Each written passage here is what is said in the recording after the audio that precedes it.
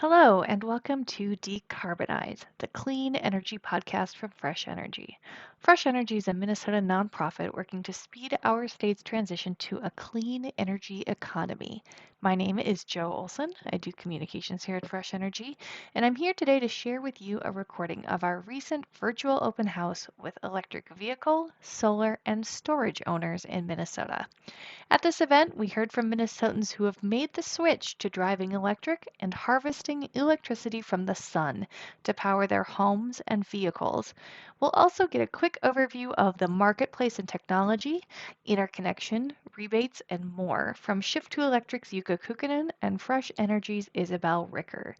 And with that, I will begin the recording. Thanks for tuning in. Hello and welcome to our virtual open house today with EV, solar, and storage owners here in Minnesota. My name is Joe Olson. I do communications at Fresh Energy, a Minnesota-based clean energy nonprofit. And we are really excited to be co-hosting this event today with Shift to Electric and the Minnesota Electric Vehicle Owners Chapter. So before I jump right in, I want to do just a tiny bit of housekeeping. We'll be taking questions at the end of this webinar, but I encourage you to use the Q&A function on Zoom to submit your questions. You should be able to see each other's questions, and if you like something, if you give it a thumbs up, it will upvote it and push it further up the list. You can submit questions via chat, but I would encourage you to try to remember to use the Q&A to make sure that I see it. Submit them at any time and we will address them at the end. Let's see, what else? I guess with that, I can introduce our guest speakers. So we've got Yuka Kukkonen today. He's a Chief Education Officer with Shift to Electric, and he also works really closely with Fresh Energy as an electric vehicle consultant. He kind of masterminded today's event, so we're all here because he had the initiative to do a virtual open house in these really unique times. I'd also like to introduce Isabel Ricker. She is a Senior Policy Associate on the Energy Markets team at Fresh Energy and one of my favorite colleagues. All right, well, we're also joined today by a great panel of folks who own EVs, solar, and storage, or not everyone owns storage, but lots of opinions about storage on this call today, and they've all volunteered to join us and share their experiences. So welcome to Stephen Hong, Laura Hanna, Philip Adam, and Keith Richard. So we are covering a whole bunch today, and just to get an idea of who is in the room, I'm going to push a poll out right now. This will help influence some of our panelists' talking points today. So tell us if you currently own an EV, any solar, or any storage, and then let us know if you're looking to purchase any of the below. I know people here are probably pretty keen to learn more on the subject. And when we dive in to the discussion, Yuka is going to share some facts about the technology and today's market. Isabel will talk about interconnection and incentives. And then we will have about 5 to 8 minutes from each panelist who will share their experience that they've had with all of these things.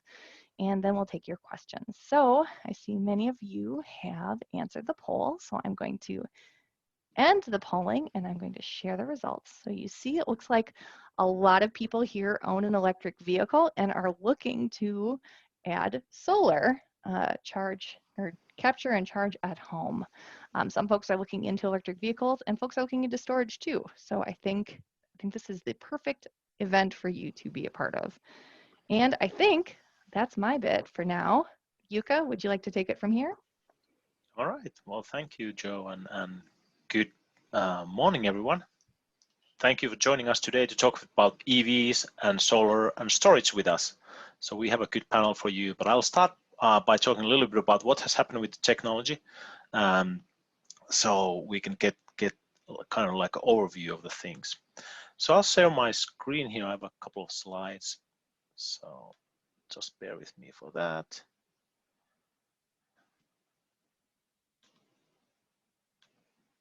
There we go.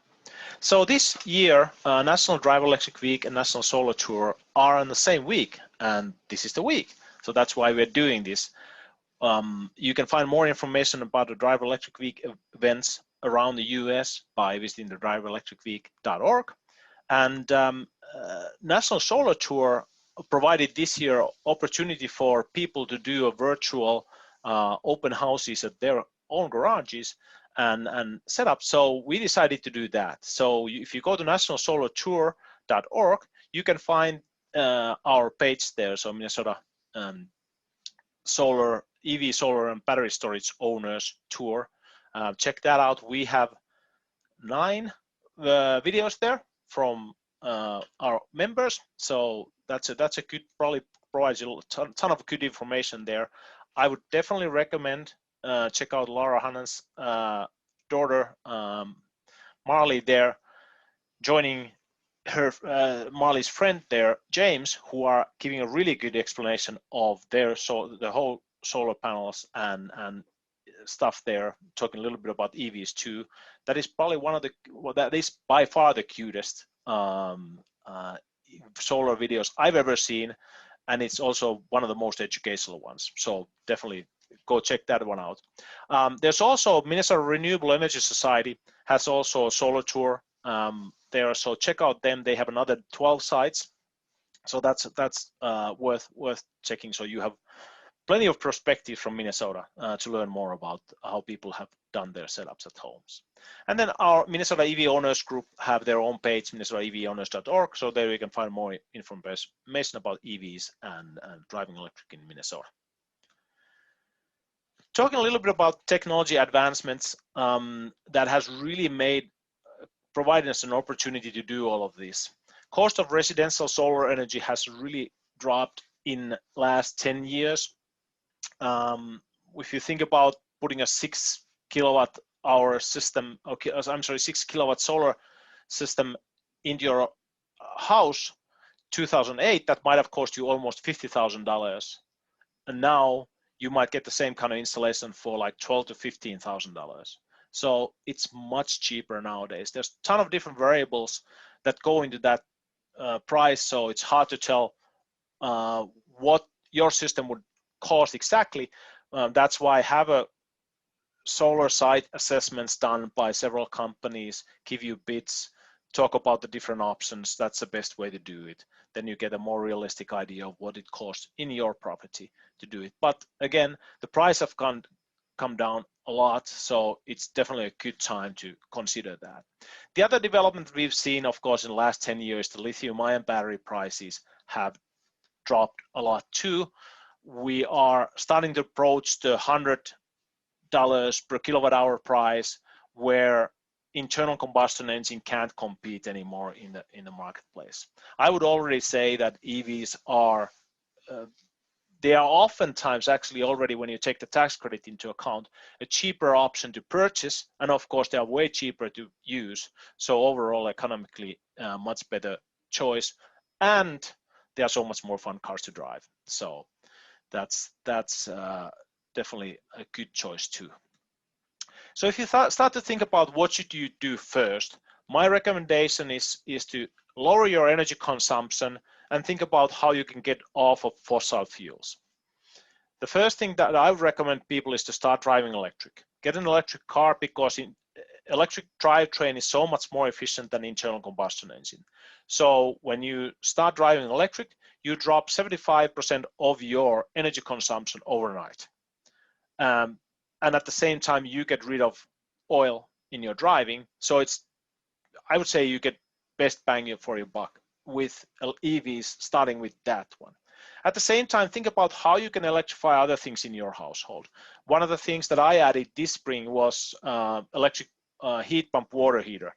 So took out our gas water heater and put the electric heat pump water heater there. Excellent choice. I've been really happy with it. It heats up our water, dehumidifies our basement in the summertime, and also provides cooling in the summertime. So that has been really, really good choice for us. And then you can look at other heat pump heating systems, induction stoves, and other things. Definitely good ways to electrify your whole household. Then look at if you could, overall our grid is getting cleaner. So we are getting cleaner grid energy all the time. Grid is just carbon footprint is just dropping fast there. But if you can add solar, that's another plus there. So as I said, talk with several different companies to look at what kind of options they have, what let them do the site assessments, get some bids, so you can do a comparisons. But that's the thing. You can look into if you want to do a string inverters or power optimizers there, or whatever the systems are. Talk about the different technologies with the installers, and then at the same time, you can start to think about the battery storage. I would recommend be cautious about the battery storage still. I have battery storage in my household, but economically it doesn't make much sense. The most value it provides me is a backup power if the grid would go down. But grid outages are so rare in my area, for example, here in Twin Cities, that I haven't had ever any problems with it. So it doesn't provide a lot of value for me right now. But if you have way too much money and you have really fun technology science projects, it's definitely a good choice to do. So depending on what your needs are and all these. But at the same time, look at the metering, figure out where you can actually monitor what your energy use is, learn more about your energy consumption. That's definitely valuable for you when you make these decisions in the future. About EVs, we have almost 30 different models available here in Minnesota. We don't have time to go into details of all of those, but you can go to evinfolist.com, download this kind of a list there, which provides you all the information there. So check that one out. And we also have a mnevbuyer.com webpage where you can find more resources on how to make good decisions on EVs. So I would recommend check out those. And the last thing I wanted to talk from my perspective is just to give you an idea of how to charge an EV. So every car comes with this kind of a level 1 cord set that can be just plugged into normal 120 household outlet. So as long as you have 120 outlet in your garage, you're good to go. You can start driving electric. But we are limited by how much power we can pull out of the normal 120 outlet. So therefore, that works well if you drive 30 miles or less in a day. But I know people who have used this for years as their main charging option. The other thing that I have to say about charging is that majority of the charging happens at home. Over 85% of the charging happens at home in general. So home charging is where EVs are charged. My wife has, for example, driven 8 years with electric cars and never used a public charging station. So it's important. So if you drive more than 30 miles a day, then I would recommend installing these level 2 charging station. One on the right there is public charging station that you can see in different restaurants or grocery stores or other places, public places. But the one on the left there is a home charging station. And that's basically just a box that you bolted a couple of bolts to the wall, and electrician runs 240 volt line there, normally 3-wire installation with 40 amp breaker. So very, very simple installation, nothing complicated about it. Any electrician can do that. And the price of those is between $500 to $600, the base units. So they're not that expensive either. The one thing that I want to say still to that is that if you're thinking about the EV charging, solar, battery storage and all of that, when you start to look at the first project that you do, think about the other projects at the same time. Think about how you could build the capacity, be ready for the next installation so that you're preparing future-proofing your property for those. Then the fastest way to charge EVs is to use DC fast charging. Those are refrigerator size units that are by the side of the road for long distance trips. So those people you normally use for long distance trips, they stop there for 30 to 40 minutes of charging and then continue. But those are not home systems, so you don't have to worry about that. All right, I'll let panelists continue here to explain their systems and how they do this all at home. Actually, let's pause and have Isabel talk a little bit about interconnection. I'm way too fast here. Let's not let the panelists yet. It's Isabel's turn first. Okay. I will just stop sharing here and let Isabel take care. Perfect. Thanks, Yuka. Yeah, I'm just going to talk pretty briefly today about two of the sometimes more technical pieces of going solar or purchasing a storage system or an EV, And then some of the more exciting things, which are incentives and ways that you can improve your return on investment or save more money by installing clean energy. So give me 1 second while I also get my PowerPoint set up. I apologize, it has some pictures, so it's a little slower to load, but hopefully that'll be enjoyable to watch. All right. And here we go. Okay. Can everybody see my PowerPoint? Yep. Looks great. And not a whole lot of other windows are showing? That's always fun. You're all clear. Okay, good. Yeah, so incentives and interconnection. I'm sure all of you who are thinking about EVs are thinking about how much money you can save on maintenance and not purchasing gas. And if you're thinking about solar, you're trying to identify a sunny area on your roof or in your yard or elsewhere, thinking about your roof age, important considerations like that. In addition, I wanted to talk about these two things: incentives, which could include utility programs, rebates from the government, tax credits, which can improve the return on investment, but may also influence how you design or finance your system. And interconnection, which is the process for connecting to the grid. And there are state and utility rules that govern how you do that. Okay, so this is the probably most talked about incentive. You've probably all heard about the federal investment tax credit.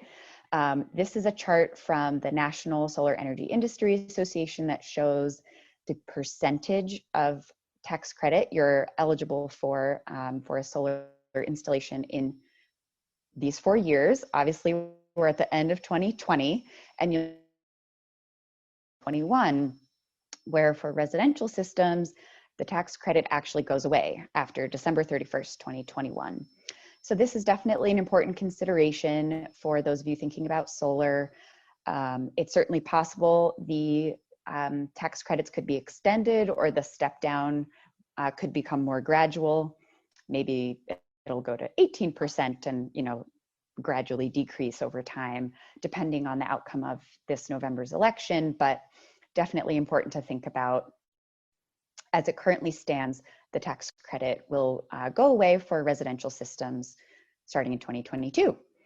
For those of you thinking about storage, it is also possible to apply the tax credit toward a storage installation, but there are a few rules just about how you design the system. The storage system needs to be charged from your solar array in order to qualify for the tax credit. If you're considering a more complicated scheme, maybe a lease or power purchase agreement, which is not common in Minnesota, you may be eligible for the commercial credit. So a longer timeline is more possible for that system, but just wanted to make sure all of you are aware of this. And SEIA has they have a lot of resources on this if you have any other questions about how it works. And I put on the side over here, there is a federal electric vehicle tax credit. It's also an investment tax credit as well. And that is, it varies a bit based on battery size, but all electric and plug-in hybrid vehicles are eligible for up to $7,500. So also a very important thing to consider. And UCA has a wealth of information about other EV rebates and utility programs available, and can provide information on that if people are interested. So I also wanted to mention some Minnesota utility solar programs. The most common one with our largest utility is Xcel's Solar Rewards program. It's a 10-year production incentive. So they pay you essentially 7 cents per kilowatt hour for the power you produce, and then they'll send you a check once a year. Income qualified customers, whether they're residential or businesses or nonprofits, can also qualify for an upfront incentive. So that slide has a link to the program page, which kind of walks you through all the different options.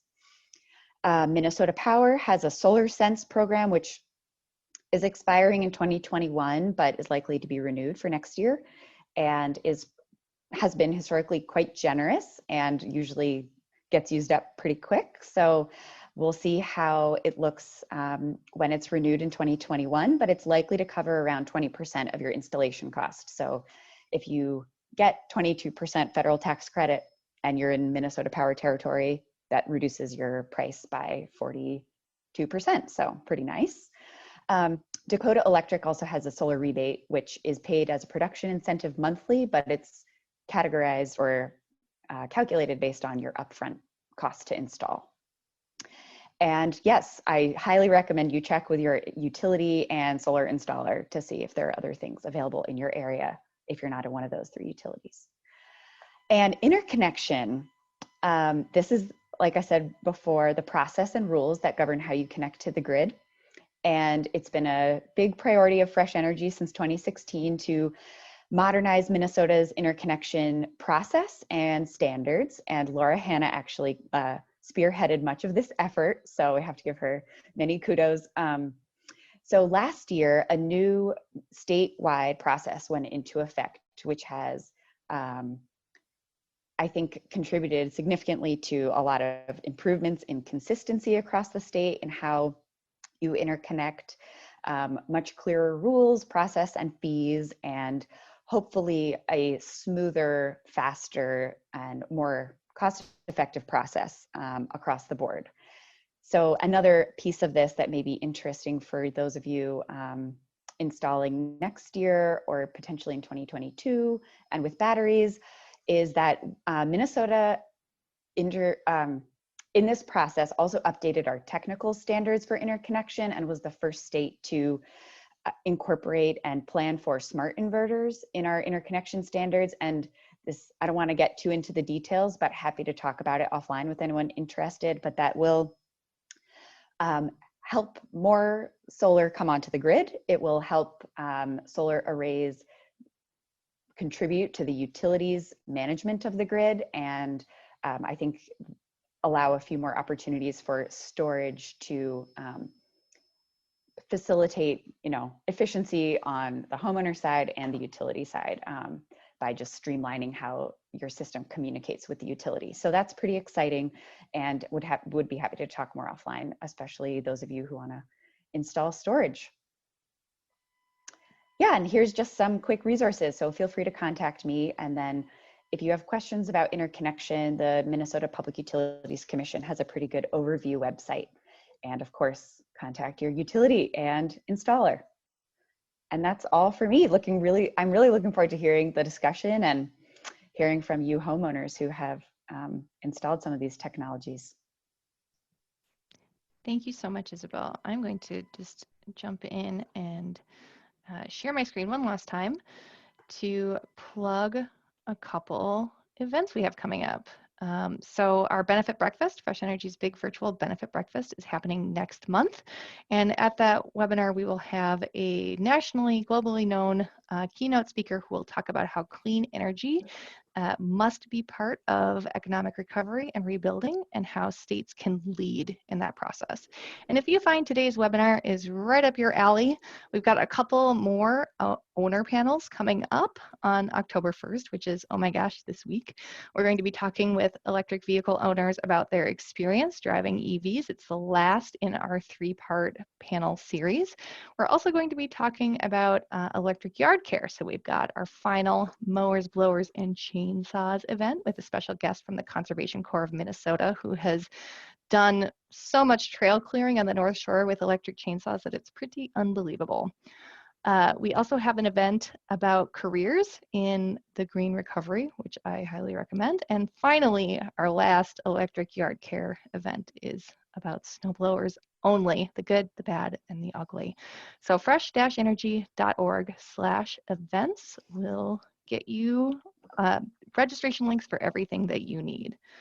So now I'm officially done talking until the Q&A, and I'm going to pass things over to Stephen. Stephen, welcome. I'm going to spotlight your video so everyone can see you really well. All right, okay, go thank right you. ahead.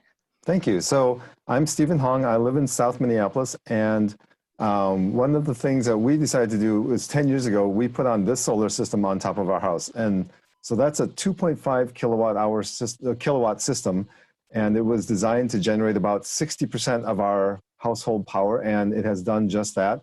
And our crossover point, and what I mean by crossover point is the point where our upfront money actually is now saving us money, was about 8 or 9 years. So at 10 years old now, we're actually saving money on that. It's all free energy at this point. Any energy that it generates is completely free to us and is offsetting all our future electrical uses. So the cost of this system back then, 10 years ago, was $24,000.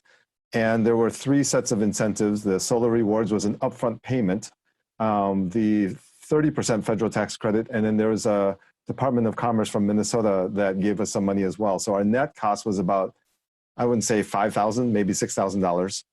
So it made sense back then, even 10 years ago, to put on solar. And then moving forward, I ended up buying an electric car about 4 years ago. And so I drive a Tesla Model X. Let me see if I can find a better picture. Here we go. And so the Tesla is like Yuka was saying, is a great way to save energy. It is 4 times as efficient as a gas car, and that's primarily why I drive that car. I had a Model S before this. It was just a little small for me, so I traded it or sold it for the Model X. So with this Model X, I just plug in at home like most of us do on well, I had a 240 volt outlet that I was using for the longest time. For 3 of the 4 years I drove electric cars, I was just using this outlet here, just a NEMA 1450. And recently I added another solar system, and I'll get to that in a minute, but with that I also added the level 2 charger that Tesla sells. And so that's in my garage as well.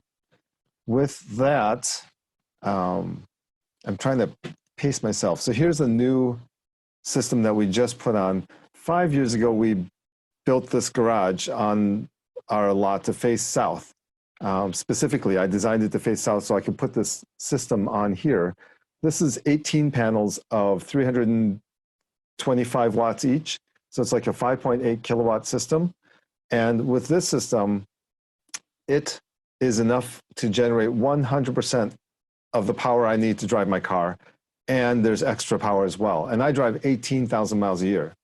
So what I would boil it down to, the easy way to explain it is, I would say one panel of about 320 watts or so is enough to offset 1,000 miles of driving per year. So if you drive 10,000 miles a year, 10 panels will cover about that here in Minnesota if they all face south like this system does. And so what I say now to people is this 16 of those 18 panels are covering my 18,000 miles in my Model X. And the other 2 panels contribute a little more to our household usage. So instead of 60% of our house, it might be 70, 75%. I've not actually run the numbers to see what that is now. So I like to be able to say that I am actually driving on sun at this point in time, which is 100% true. And so inside this garage, I don't have an inside picture, but inside the garage, I have my Tesla charging station, which is just basically, it's basically run off of a separate meter. And here's the other meters I have. There's 3 meters here. One is a solar meter. That's the one on the left. The center meter is our house meter. And the right one is electric vehicle charging meter, which gives me a lower rate of 4.2 cents per kilowatt hour, I think it is. And that makes my cost even lower than what it was when I was charging with the standard household meter. So the household meter, I charged with that for 3.5 years, and I just put on the other meter now. This January is when it went live. So cost of charging the car is itself, if you're just on standard household power, is about 1/3 the cost of gasoline to drive per mile for the energy itself. With this new meter, it's probably 1/6, 1/7 the cost of gasoline. Someone else can correct me. I didn't actually calculate it, but it's in that range.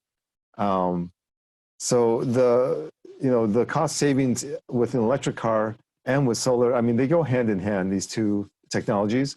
And I'm happy to be able to have solar that can power my car and put an end to gas. And like Yuka, I'm trying to convert more of the things in my house to electric as well. Next projects I have are the water heater, so an air source water heater, and then an air source air conditioner. When our current AC unit dies, I'll switch that to an air source heat pump, and that will also provide some of our heat as well as air conditioning for our house. It won't provide enough of our heat because our AC system is only designed for 3/4 of the house, but we'll figure that out. Anything else you want me to cover, Joe? That sounds great, I think. If folks have questions for Stephen, throw them in the Q&A chat and we will get to them at the end. Now, I think we are going to move on to Laura. I'm going to spotlight your video. Here you are. Welcome, and thank you for being with us. Thank you. Thanks. Nice job, Stephen. I'm impressed by your PowerPoint presentation behind you. I don't have any of those photos of my system, but as Yuka mentioned earlier, I did upload a video of my daughter Marley and her friend explaining our system. So if you'd like to check that out, please do. She'll give you a whole tour. Great. So I'm just going to kind of walk through the journey that our family is on, a similar one to what others have expressed about kind of looking towards full home electrification and using as little fossil fuels as possible within our lifestyle. On a personal note, our journey kind of begins that my husband and I actually met working for a solar installer, Solar City, when we were both living in the Bay Area. And so we immediately had this in common. And when we moved back to Minneapolis and were able to buy our first home here in South Minneapolis, we were just super thrilled to think about installing solar on our own home. Having been part of the process for so many other homeowners up until that point, our real estate person was incredibly patient with us as we went about finding like the most ideal solar access for a home that we could afford. He kept trying to convince us that we should care about public schools and things like that. And we were just like, yeah, okay, it's a good school, cool. Also, is there a south-facing roof with no vents and other obstructions? We were so nerdy about it. So the day that our project was a little non-conventional, we actually did it ourselves, called some friends in, got some scaffolding up and some other safety precautions, and invited the neighborhood and installed our solar system on our home. And I guess that was about 4 years ago now. We just have a 3.2 kW system on the roof, both the south-facing and west-facing roof of our home, and then plans to expand that once we redo our garage as well. We have a 3.8 Solar Edge inverter in the basement. So solar was actually the first project, which is maybe a little out of the order that Yuka was suggesting. I think it's maybe unusual. But since we were such solar enthusiasts, it made sense. And then shortly after, we purchased a Nissan Leaf, which on day one that I was driving it, I ran it into a parking garage pole and scratched up the whole backside. So if you see a gray Nissan Leaf with a huge scratch across the back of the car, give me a wave, that's me. I am not a car person at all. I don't know anything about cars or care about them in the least, no offense, Yuka. But I tend to notice like beautiful vegetation and stuff on the side of the road more than I would even notice like a fancy, unique car coming my direction. But I have loved owning the Nissan Leaf. It is by far the best vehicle I've ever driven. It's been totally comfortable for our family of four, and have really just enjoyed the whole experience of having an electric vehicle, and especially one powered by the sun. So we began our electric vehicle journey with that car, and then we also since have purchased a Kia Niro as well. And that's been a nice car also. I think what's notable about our car purchasing experience is that we originally thought, even with the first one, but especially with the second, that we would go through the process of upgrading our panel in the garage, but we still haven't done that. So we're still kind of trickle charging, if you will, both vehicles on a 120 volt panel, sub panel in the garage. And or outlet, actually. There's not even a sub panel out there. So I think that that was a surprise. It continues to just work fine for us. We also only have one garage parking spot, and we thought we would like run an extension cord across the yard and over the fence to charge on the street. We haven't needed to do that either. We've just ended up getting into a good rhythm where we take turns taking the garage space and charge every other day mostly. I also have a charging station where I work. So that's been a nice turn of events as well. So often I charge when I get to work right away in the morning, and aren't even using the charging at home anymore. Although I'm not going to work, but pre-COVID. So those are our vehicles. We also have a little super nerdy, just off-grid system on our playhouse. We have one panel on the playhouse, a little converter, a little battery, and we run a string of lights in there, and my kids charge their tablets and stuff like that during the day in the playhouse. So that's fun. And we don't have storage. We just haven't needed it. And I think, as you could point it out, just the grid in this part of the country, very reliable. So that hasn't been an investment that we've prioritized so far. We have an induction stove and plan to do some of the water heating and other heating elements with a remodel that we're working on for the house towards electrification. One other thing before I let you move on to the next panelist, I just wanted to put a little PSA out there for those electric vehicle owners listening. I work now for MISO, which is a big transmission grid operator, and I think as we move into a world with more solar, it's going to be increasingly important that everybody doesn't return home with their electric vehicles and start charging right at peak hours, which will be afternoon and early evening hours. So to the extent that you're able to get into the habit of setting your timer on your vehicle to have it start charging at 9 o'clock or after, it really does make a big difference as far as how clean those electrons are that are coming to your vehicle. Especially in the Midwest here where we have a lot of wind that generally is blowing at night and overnight. It is a lot cleaner energy in the middle of the night than what you're getting at 4, 5, 6 o'clock in the evening just as you get home. So as we move into a world of more electric vehicles and more solar on the grid, kind of moving towards smarter timing of vehicle charging will be an important part of integrating more of these vehicles. Thank you. Thank you. Great tip there at the end. Philip, you have been braving the elements outside, it looks like. So I'm going to spotlight your video, and I wonder if I can unmute you as well. 1 second. There. Oh, there you go. You're good. All right. Welcome. Thank you for being with us. I'm going to let you get going. Okay. Hi, everybody. My name is Philip Adam, and my Wednesday will be the 10th anniversary of Excel flipping a switch on our system. 10 years ago, Innovative Power Systems installed our array. It is 28 panels, SunTech 175 watt panels. Now you can get 325 watt panels. This is just a 4.9 kilowatt system, and now you could put 9 kilowatts on that roof. It's a south-facing roof, so it was perfect. I want to say in the 2009, we had remodeled our lower level in our house, and I asked the contractor, because the ceiling was open, I asked the contractor to run a 3-inch conduit from our utility box to the garage. So it would be easy to install these solar panels the following year. So that was one thing I did with the remodel. We also have been driving electric cars since 2013. We've got about 130 miles of experience. We've had 2 Nissan Leafs at 65,000 miles, 2 BMW i3s, also about 65,000 miles, and now we've added a Model Y. So we've driven about 130,000 miles of electric.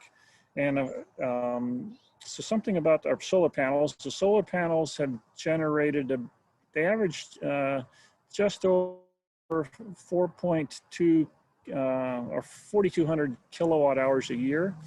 The cars need about 6,000. We drive about 20,000 miles a year, and with summer and winter driving, they average about 3.4 miles per kilowatt hour. My wife's got a lithium foot. I've got a lead foot. I really enjoy driving the electric cars. I have a lot of fun with them.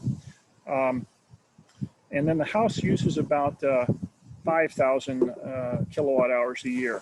And I'm somewhat of a geek in that I've taken 30 years of data on our home, electric use and natural gas use. In fact, I've even laminated some of it when you come to a car show and want to discuss with me some of the benefits of electric cars and solar panels. So with the 10 years of electric, and the other thing is that the the electricity we use that is not produced by the solar array is we buy wind source from Excel. So 40% of our electricity is from those panels, and about 60% is wind source. So we are zero carbon on our electricity. And one of the things I always preach about electric cars is that when you burn a gallon of gasoline, stoichiometrically, you generate about 19.4 pounds of carbon dioxide. But I insist that you always have to include the contribution from the refining process and from the getting it out of the ground process, again, the extraction refining. So 35% of gasoline's carbon footprint occurs before you leave the holiday or the quick trip.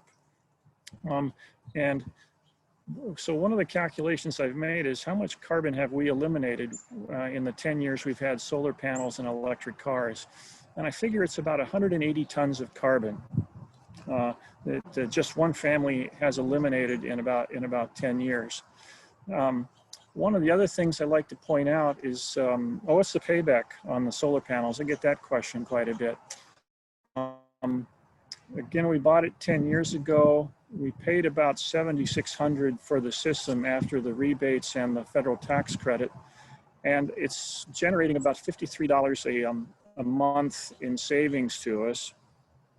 And I assumed about a 3%, and because I've taken utility bills for 30 years on the house. In fact, I can tell you when we got rid of the side-by-side fridge, when we switched from incandescents to fluorescence, and a little bit when we switched from fluorescence to LEDs.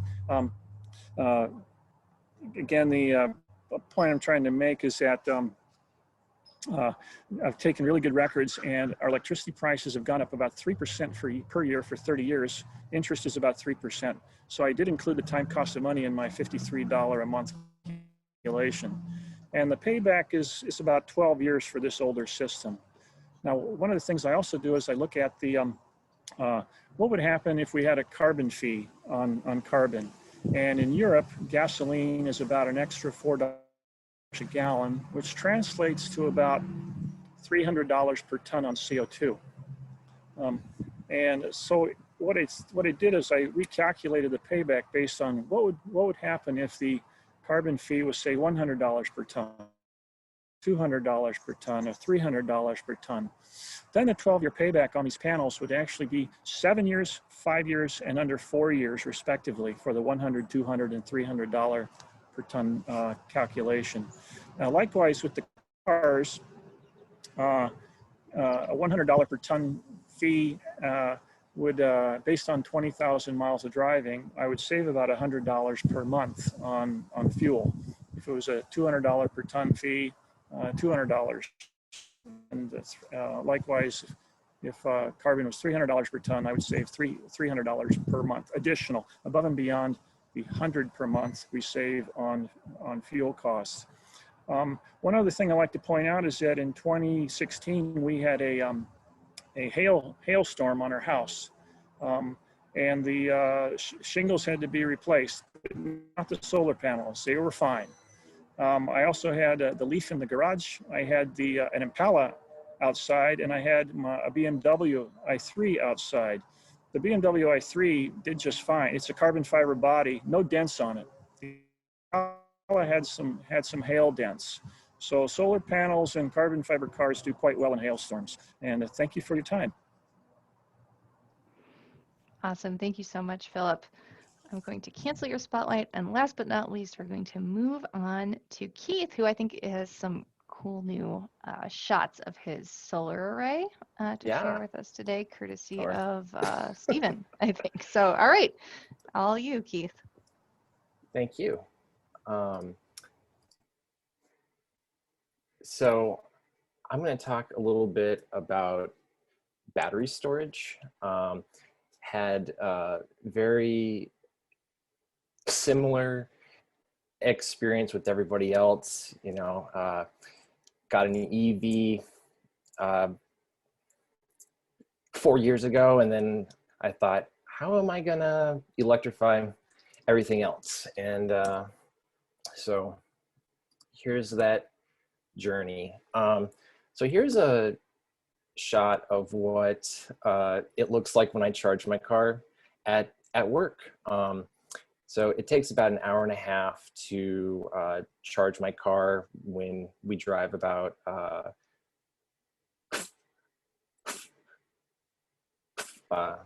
40 miles a day. But since COVID, we just charge at home, and it's probably just about an hour of a week at this point. On road trips, so this is a very road trip capable car. We take our Tesla Model 3 up to the cabin a couple times a year, and also across North Dakota to see my family. Usually the car is ready and done charging at the supercharger before our family is, you know, having a toddler and dog in tow. It takes quite a while to get them ready.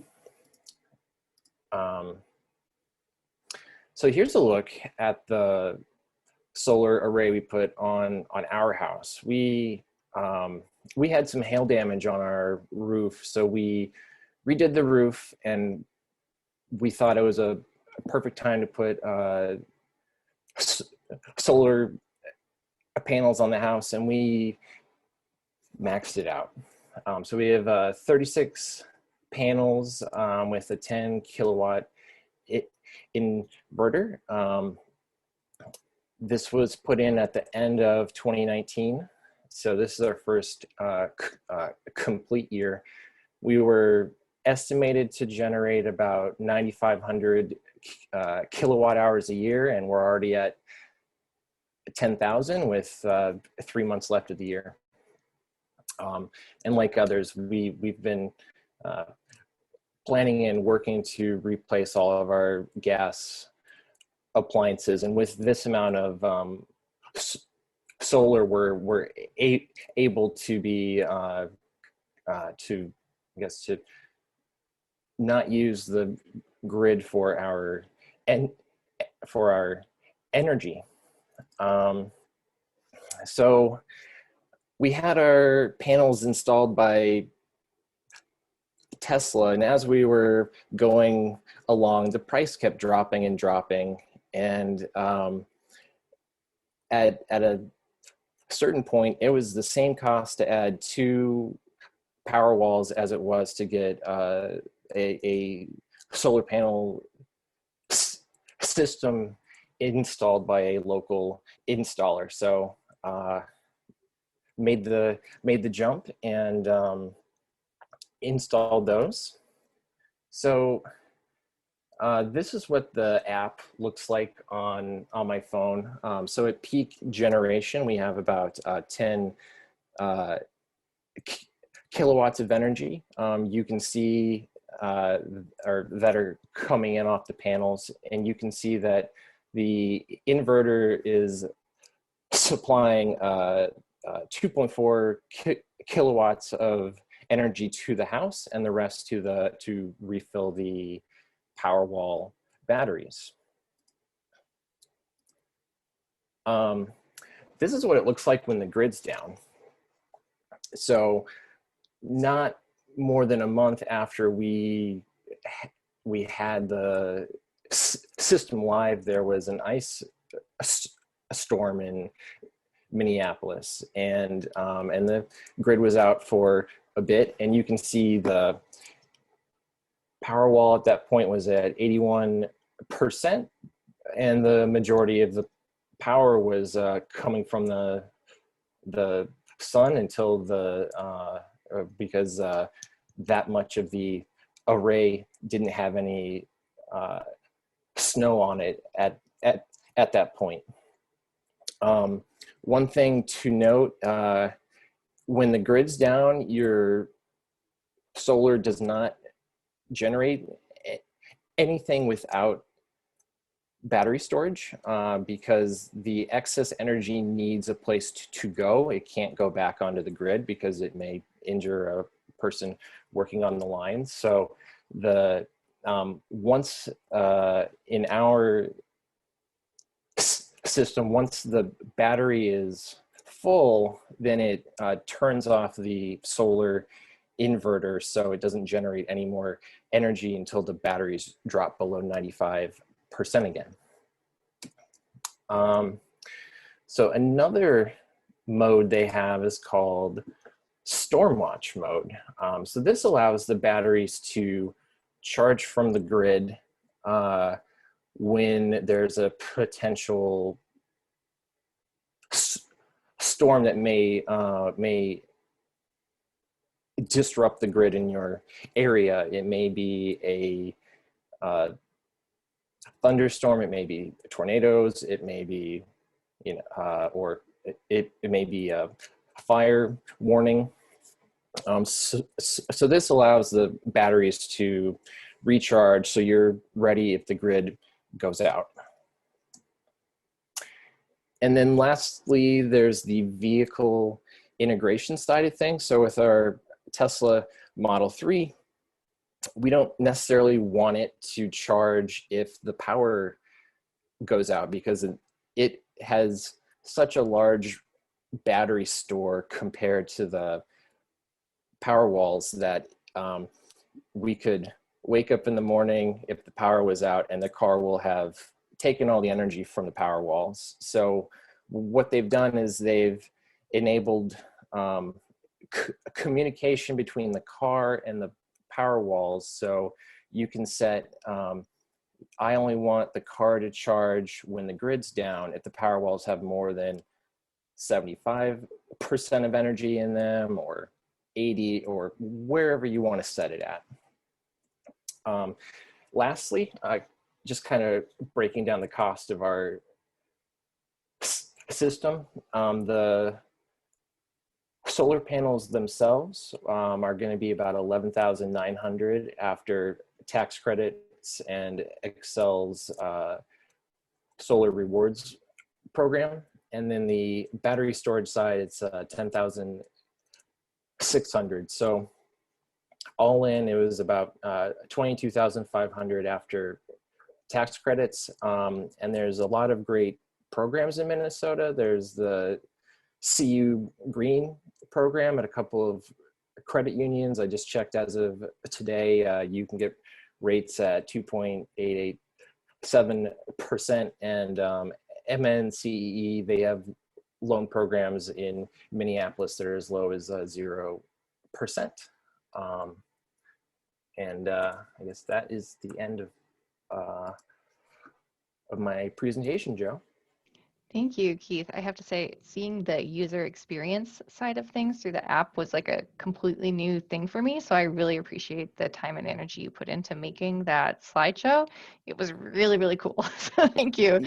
Well, there were a lot of people I thought I was competing with, Steven and Yuka, So You set a new bar, so congrats. Yeah. All right.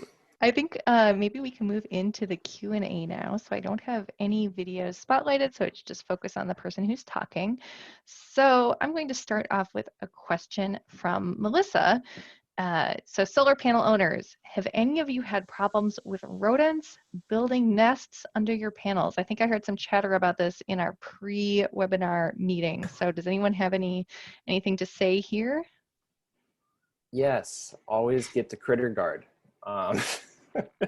So right away when we had ours installed, they nested under 2 of our panels and chewed through the wires. So we were wondering, why is only half of our system working? Quickly determined that and had critter guard installed, and no problems since. Anyone else have experiences with habitat? I also had some problems.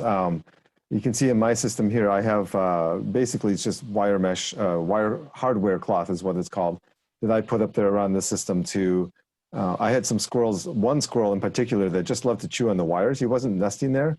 And actually I put a live trap up there to trap him, and I was going to relocate him to the lake because he was just destroying the wires. So I did trap him, but I let him go in the yard, and yeah, I don't know how he got up there. There's no trees around their house. I was just going to ask if you think that the squirrel actually liked the lake from property that you provided for her at that point. Who knows? Well, and I think this time of year too, squirrels kind of go crazy and just want to store everything. Yeah, and my experience is that they tend to get crazy plenty of time of the year. I mean, we did when we installed our systems. My system designer, of course, had good experience of solar panel installation, and he's definitely that critter card immediately up there, not a day without them, and that definitely is a good thing. Our squirrels here in our yard have chewed through like our swing set cords. So I've had to climb the tree to replace those. So they just like doing that. I've got some folks in the chat corroborating and saying that squirrels have special abilities to get places. And I think many of you are in South Minneapolis and maybe have to deal with super industrious albino squirrels. I know there's a little population of them down there. So moving on from the critter question, I think Katie is asking where you charge in North Dakota. And I know she means your EV. So how many of you have taken trips through North Dakota? Are there any tips for charging? We go around it. No. Well, so they actually have a couple. Tesla put in some recently. So yeah, so depending on your EV, there are Tesla superchargers all along I-94 across North Dakota now. If you have another kind of EV that doesn't use that standard, there are DC fast chargers that have been installed in Moorhead, Minnesota, Fargo, Grand Forks, Minot, and Bismarck so far, and that has been through the Volkswagen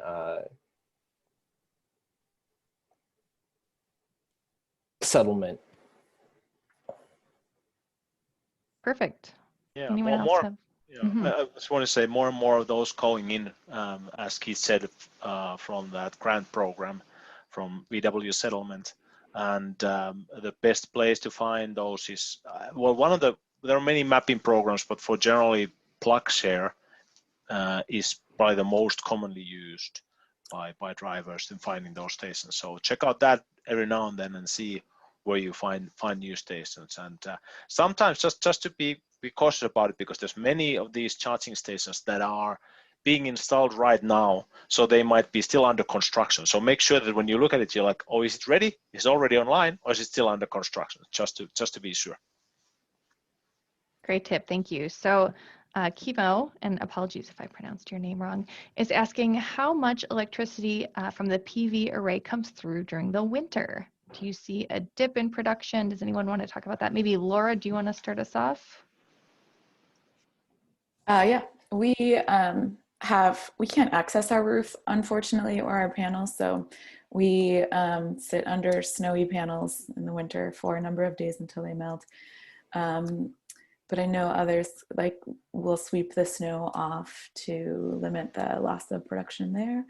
In general, it's, at least in Minnesota, we have some very short days in the winter.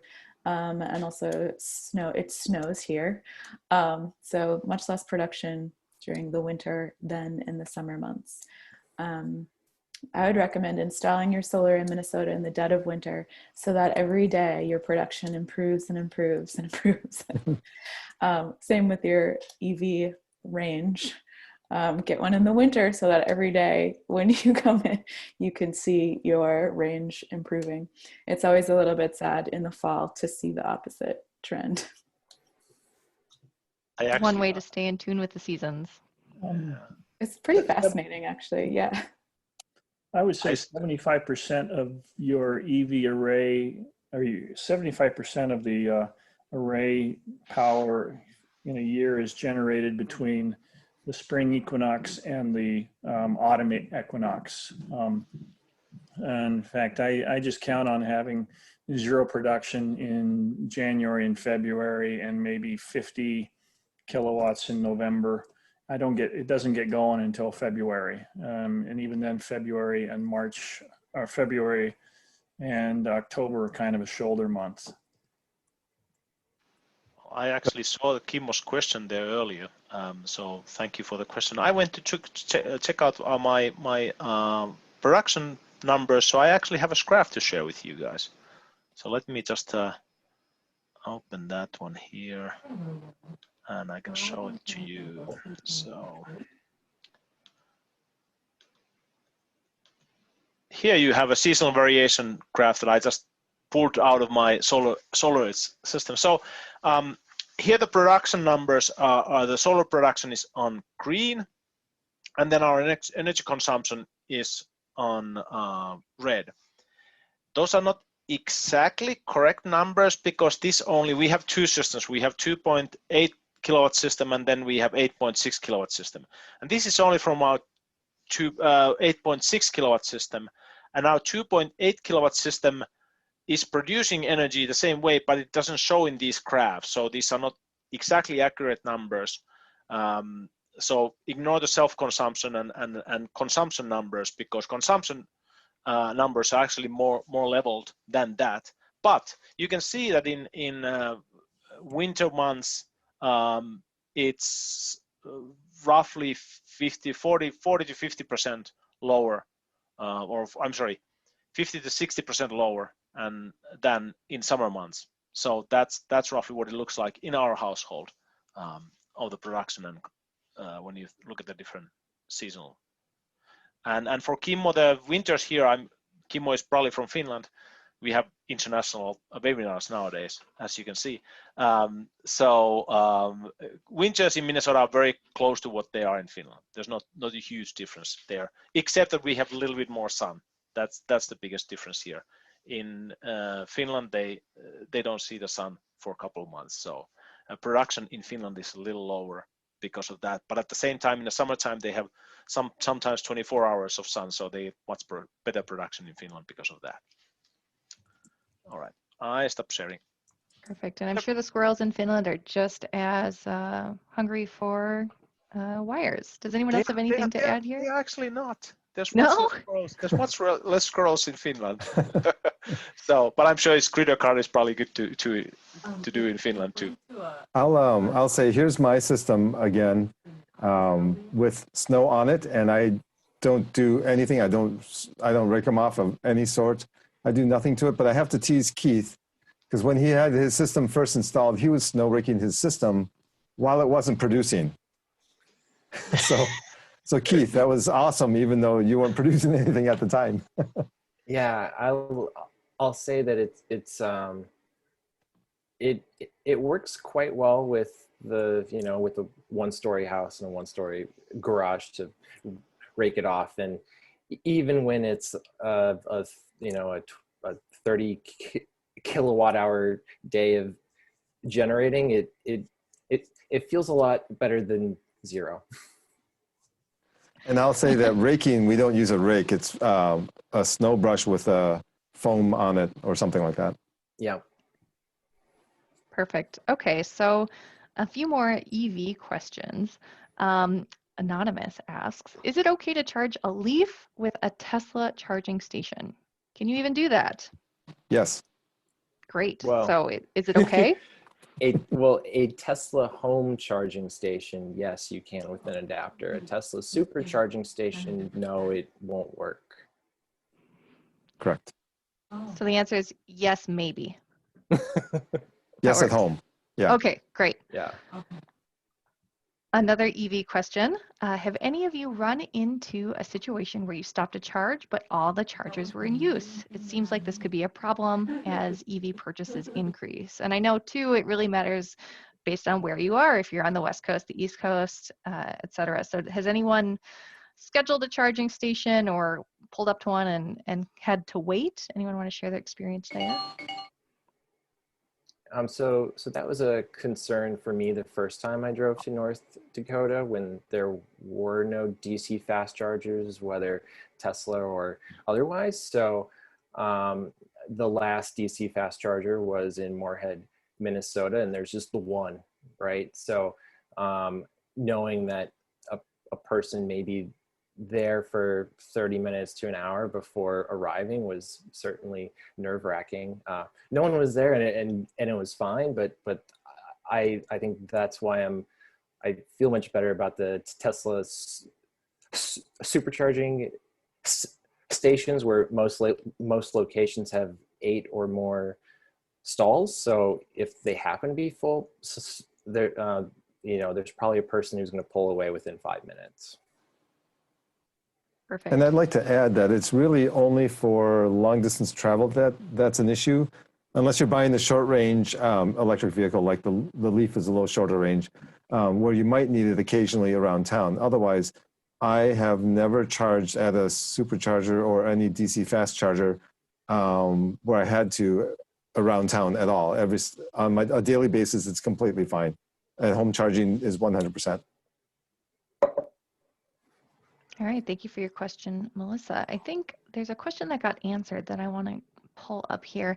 So, Isabel, earlier you were talking about Minnesota Power's Solar Rewards program, and Katie asks if it's full this year, if it's first come, first served, what's the availability? And I know you answered her in the chat, but do you want to answer it so everyone can hear? I know this, this is Minnesota Power specific, but it's, all utilities have a program kind of like this. Yeah, several of the utilities have similar programs. Minnesota Powers did tend to sell out fairly quickly. So yes, my answer to, I think Katie, it was right in the chat or in the Q&A, was that unfortunately all of the funds have already been allocated or spoken for the 2020 program year, but Minnesota Power has requested approval from the Public Utilities Commission to extend the program for 4 more years. And the incentive amount is likely to be a little bit lower than it was in the past, but still likely to cover about 20% of the total installation cost. And I expect that applications will start being accepted in March. That could certainly change, so you can check in with me if you're interested in that. For 2021, but yeah, I would expect that there's no more funds available this year. But that's just Minnesota Power. Excel and Dakota should still be accepting applications. Perfect, thank you, Isabel. Question for folks who have heat pumps. Are heat pump operational costs similar to natural gas costs? Asked Brian. Does anyone want to speak to that? Well, I at least have the heat pump water heater, and I've had mine only for 5 months, 4 or 5 months now, and so I can't really tell over the whole year what the cost would be. But I have to say it was really nice in the summertime to not have to pay for any gas. Our gas bill was just a standard monthly that they have, the fixed fee, but zero therms used in the summertime. That just felt really good. And the energy consumption for the heat pump water heater was much lower than I was expecting. It was not drawing much power, especially in the summertime. We have, it's installed in the basement, and usually in the summertime we have run, because the basement gets very humid in the summertime, we have run a dehumidifier in our basement. And now when I looked at the power consumptions compared to this water heater and the dehumidifier, the water heater actually used less energy during the summertime than what our dehumidifier did. And it because it's a heat pump system, it actually dehumidifies the air and heats our water for the same price in that way. So I think it was really good from that perspective. In the wintertime, of course, it uses the energy from inside of the house, so you have to heat the house, and then the heat pump uses the same energy, so it's a little different calculation there, but I still would say I'm not concerned about that at all. Let's put it that way. One note, getting back to Isabel's comment, Katie says, I believe Shakopee Electric still has an incentive program. So I think maybe the upshot is check with your utility to be sure. No broad brush strokes. Everyone kind of does things differently and has different timelines, right? Isabel, would you agree? Yep. Yeah. Programs like that are administered by the utility. You should check directly with the utility. But yes, Shakopee has one. I believe it's $1.50 per watt. So pretty generous incentive. Perfect, thank you. So now back to heat pumps again. Kati is asking, would an air source heat pump water heater be acceptable for a 10-unit apartment building? And I know we have some folks who are transitioning apartments to electric that are not on this call, but Yuka, do you want to take this one? Yeah, I don't see why it wouldn't. It's the installation, as long as the installation location has enough space there. So that, or it can be duct to a different area, so that it doesn't just kind of like take the heat from one small area and then cool that down too much. That's the one thing that you have to take into account when you look at the heat pump water heaters. But otherwise, I don't see any reason why it couldn't, because basically its installation is the same as electric water heater. There's not much difference in there. So that would be the only thing. So yeah, I don't think there's concern, but of course you have to look at the site specifics and look at if it works in that case. Yuka, Yes. how about the capacity of recovery rate? I think that might be a little small for a 10 unit. Okay, so I'm assuming that they have more than one water heater in that 10 unit, because or if there's a commercial unit available, I don't know. With these ones right now, how the heat pump water heaters work is that they have the heat pump that is usually just doing that. But if the recovery is, if there's a need for faster recovery, so let's say someone just uses a ton of hot water and you have to heat up water faster, then it actually has a resistive heating system there, so it can start to use it with direct electricity if needed. So I was actually surprised how fast it heats. In my case, it uses the resistive heaters only in the original setup, and I don't think it has turned on after that for our everyday use. So that kind of provides backup there to make sure that it heats up water fast if needed. Yeah, and Kati is saying that he has a 250-gallon storage tank. So, yeah. Yeah, you need a little different unit for that than my Yeah. 50-gallon. Right. 5 of them, maybe. 5 of them, yeah. Five of those, you're good. Well, setting heat pumps aside for the moment, unless we get another question, Roberta asks about home positioning. So Roberta says, my home does not have south-facing roof, but great west-facing sun. How do I justify installation compared to all of you with south-facing homes? So my home is east and west. Stephen Hong was actually my realtor when we were looking to buy a home, and we looked at so many homes and ended up buying the home I was renting, even though it didn't have the perfect south-facing roof. So we generate about 22% less electricity with the panels we have than if we had a, the perfect south-facing roof, but we still have an ROI of 10 years. If you have south facing, it might be 7 to 8 if you had the same cost I had, but totally worth it. And one section of my roof faces west, but I had those panels propped up to face south. So if you can see that on my background, that's a west-facing roof. I'll just add to, as the cost of the technology of solar panels continues to go down and down, the kind of ideal conditions are less and less important to the design of the system. So 5 years ago, you really did need to have a south-facing roof with no shading, minimal vents, all that stuff in order to make the project pencil. And now, because solar panels are just getting so cheap, it really makes sense to put them, even if it's partly shaded, even if it's east-west facing. It's still really, it adds a lot more flexibility, and it makes it it makes it pencil and economic to install even without 100% ideal conditions. I think that's reassuring to hear. Anyone else have anything to add?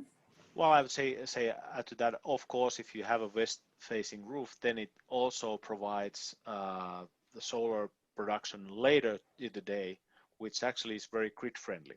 So that's another benefit from it. Oh, yeah. All right, perfect. So actually, we've got our first question about storage. So Daniel asks, how do you view the financial value of storage? Does it pencil out in Minnesota? Or is the value more in reducing and eliminating grid reliance in order to maximize your renewables or allow for a smaller solar installation? I know a few of you have storage. Do you want to take this question on? Keith, do you want to start? Sure. In our particular project, it was more for not being reliant on the grid. If I go back and look through the stats over the summer, I used about 12 kilowatt hours a month from the grid. So I set a baseline of 20% remaining on my battery storage. So during the day, it's solar, and then at night, it's all battery. So does it pencil with an ROI? No, the utility is not paying me back, or there isn't a time of day rate that is, 30 to 40 cents a kilowatt hour where I want to use that battery storage. But it makes us feel good, and we're looking forward to programs where we can partner with the utility in the future, and we're prepared by having it installed right now. Yeah, I think that's definitely a good points there. You can see my battery storage there on my back, this side here. I have LG Chem batteries in my system, and the SolarEdge storage inverter behind me there that is doing the inverter job, and also sets up a microgrid. So if the power goes out, there's an automatic transfer switch in our main breaker panel there that turns the system off the grid, and then the solar inverter or storage inverter does the both. That one sets up the microgrid and runs the whole house as a microgrid at that point. The question there was one part of the question was about if this allows a smaller solar panel installation, and my recommendation is we have to remember that battery storage doesn't produce anything. It is just a storage instrument. I would recommend always putting as much solar as you can. Whatever you can, just put as much solar as you can into the system, whatever the limitations are, whether it's a size, whether it's with anything, but just install as much as you can. That's the best thing. And this, consider battery storage in a normal days kind of as a shock absorber.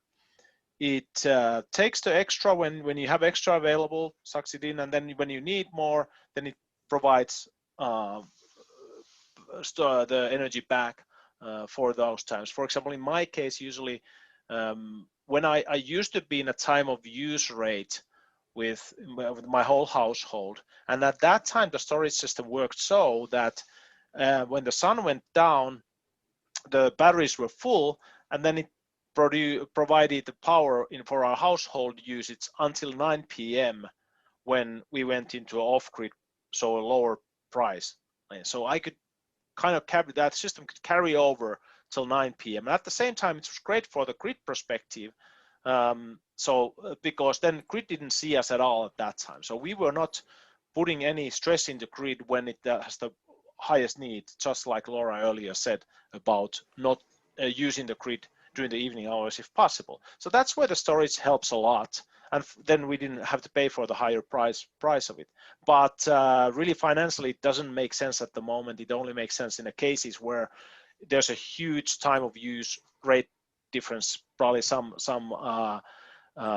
West Coast utilities might have this kind of setup, or if you would have a pricing where the price would fluctuate based on the market pricing. We don't have too many of those yet in the US, but when that comes, then there will be more and more need for storage. But what I'm excited about is really the Tesla setup where they do all kinds of integration with the systems. They look at the weather when it's coming, just like Keith explained, how it works with the car and all of that. They just keep on making it smarter and smarter all the time, and that's cool to see.